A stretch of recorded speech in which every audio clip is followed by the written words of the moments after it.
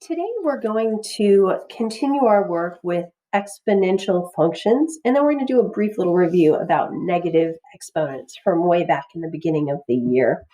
So we're going to go ahead and we're going to work backwards today. We have looked at an equation and made a table. We have taken that table and turned it into a graph. Today we're going to work backwards.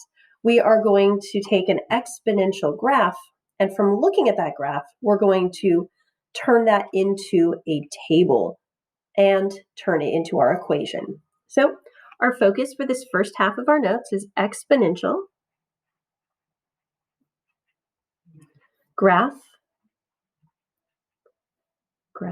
there you go, to an equation. I'm going to go ahead and start by drawing that graph. We're just going to basically have our graph and give you a couple of those points on the graph. So we're going to go ahead and mark the point 0, 4, and we're going to mark the point 1, 8 for our 2 points on that graph. Let's go ahead and make that a little bit bigger for you.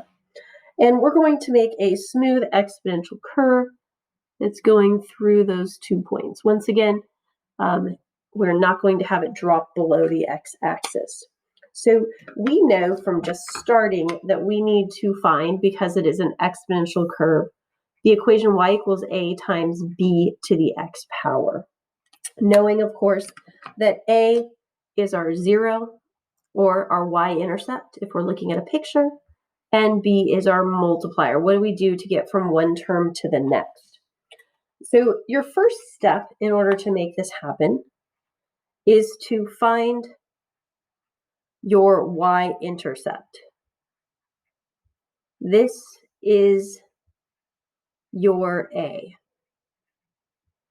And we know that our y-intercept is simply where it crosses the y-axis, and it is the y value of that intercept.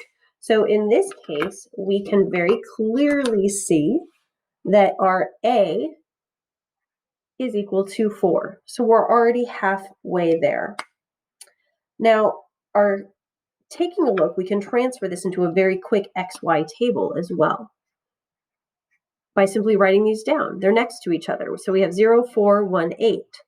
So our second step is to find our multiplier. And we know that our multiplier has a very simple formula, next divided by previous. And we happen in this case to have two numbers that are next to each other. So I know that I can simply go, what do I do to turn our 4 into an 8? Or I can plug it into the equation, next divided by previous. So if it's obvious, like we know that 4 times 2 is 8, then you can just know what your multiplier is. Sometimes, however, like you've seen, we're dealing with decimals, and so it's easier just to take your 2 and go next divided by previous. So we know in this case, our b, or our multiplier, is 2. So once we have those two items, we have our 0 and our multiplier, we are done, and we're ready to write our answer for our equation. So in this case, y is equal to, our 0 is 4, our multiplier is 2, so our equation is y is equal to 4 times 2 to the x power. So now if I want to know what the fifth term is, I simply go 2 to the 5th power, multiply it by 4. So we now have been able to find the explicit equation given a graph. Okay, let's go ahead and look at a decay. And we're going to bump up the level of difficulty on this one as well, because we are not going to have them right next to each other. We're going to have a skip. We're going to have a gap. So let's go ahead and take a quick coordinate grid and go ahead and mark a point at the y-intercept, which we're going to have as 0, 8. And then we're going to go ahead and make a mark at the ordered pair 2, 2. Once again, we're going to make a smooth curve.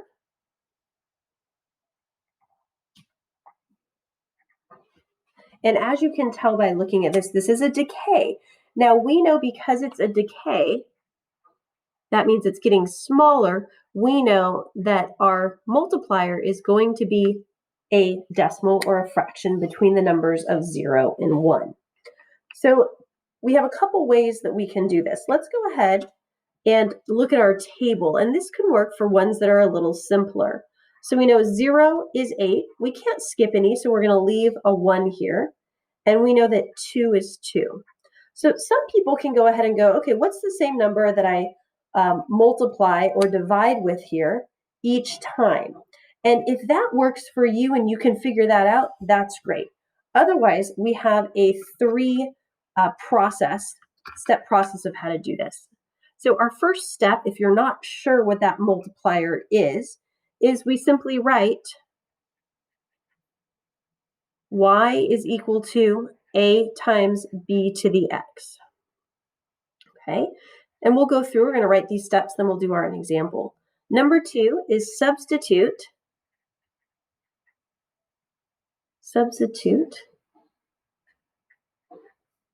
in a, x, and y.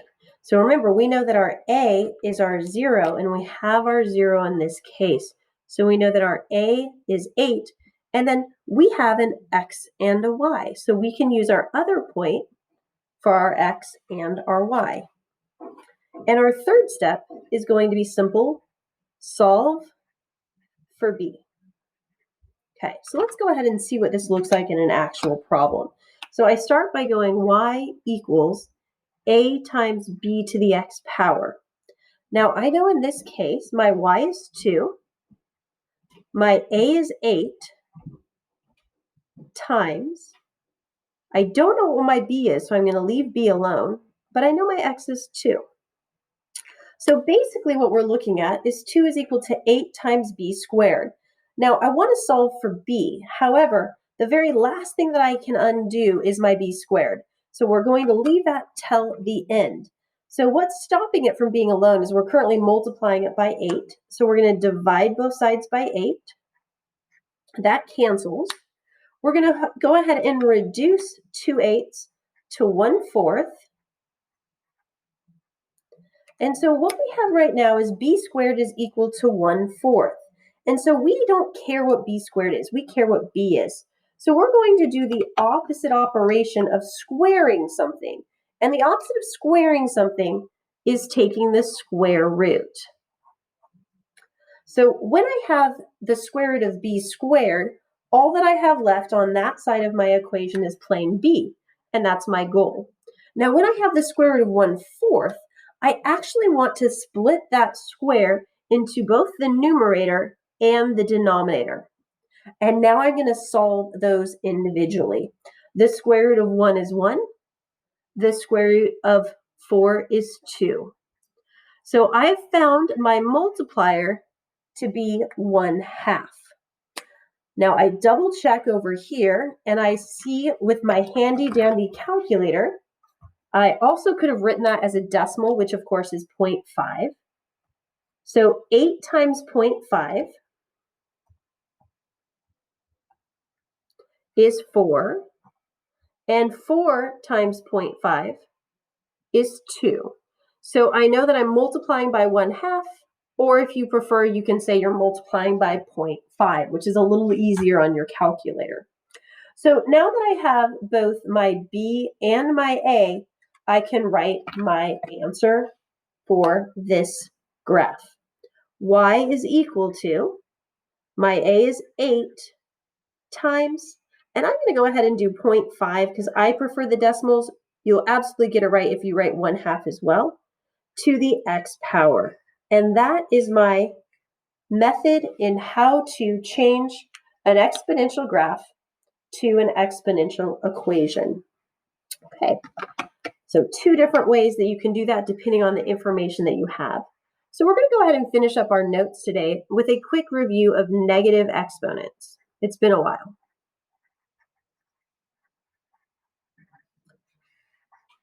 And we're just going to go through some very brief examples. So example number 1,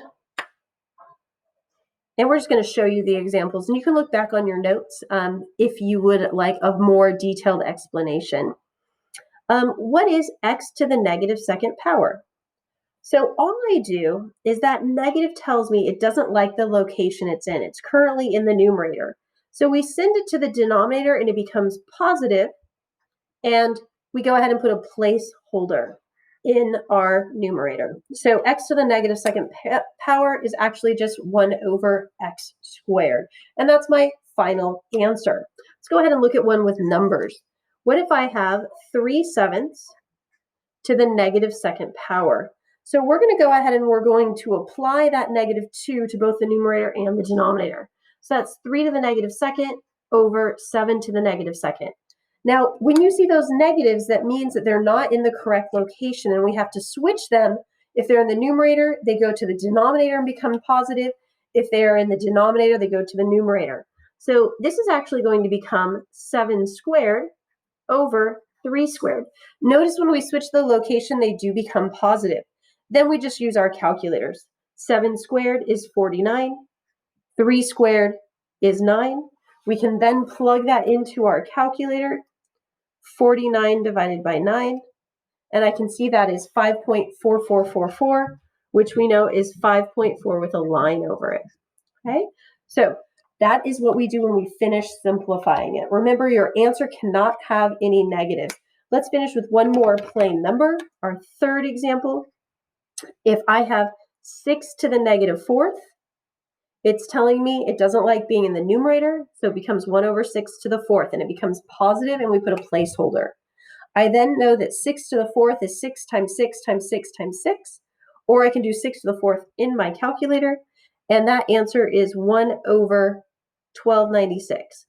Now, one thing I want you to keep in mind is when I have a negative exponent, it does not make my answer negative. In fact, it remains positive for these. So just keep that in mind. It's not multiplication, and I'm not multiplying a negative by a positive. A negative simply means that it is a small number, like we learned in scientific notation last semester. Okay, ladies and gentlemen, we're going to get some work on both of these items during today's Desmos activity.